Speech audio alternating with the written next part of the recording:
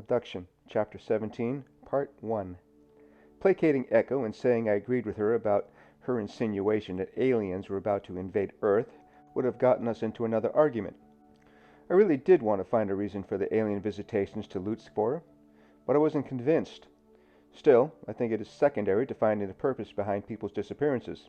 If it happened to involve gray men from another planet, so be it. I know UFOs exist, and therefore spacemen do as well. Wouldn't have believed it if I hadn't seen it for myself firsthand. I was a skeptic, actually a non-believer, before I went abroad to help Echo.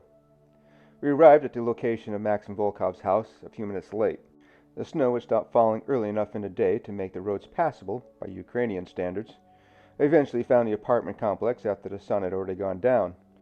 The journey was difficult, especially when you're looking into a sea of buildings that look similar in a backdrop of black skies and streetlights.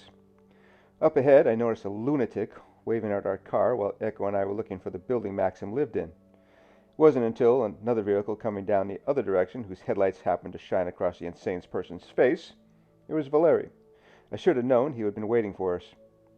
And it came to me that perhaps Echo was right about the young man. He really did want to be my friend. "There," said Echo. "Valeri is pointing to where you should park."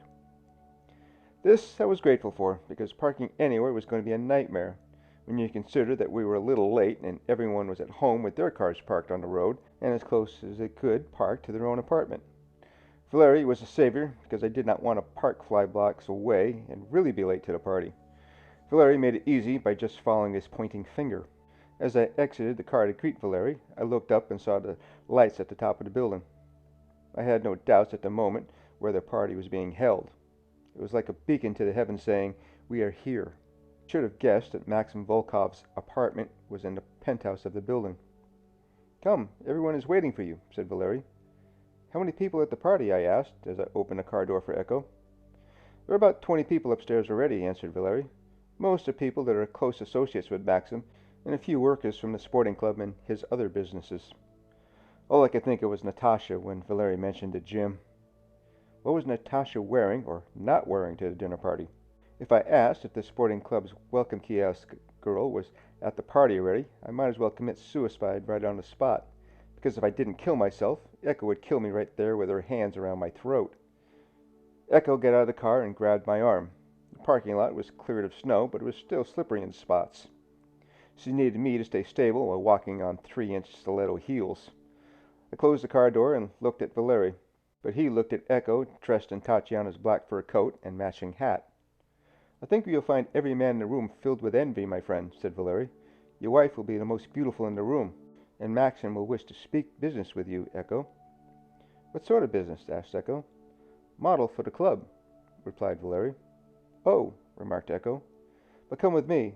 I have to bring you up to the floor, as only certain people have access to the top floor," muttered Valeri as he walked toward the apartment building.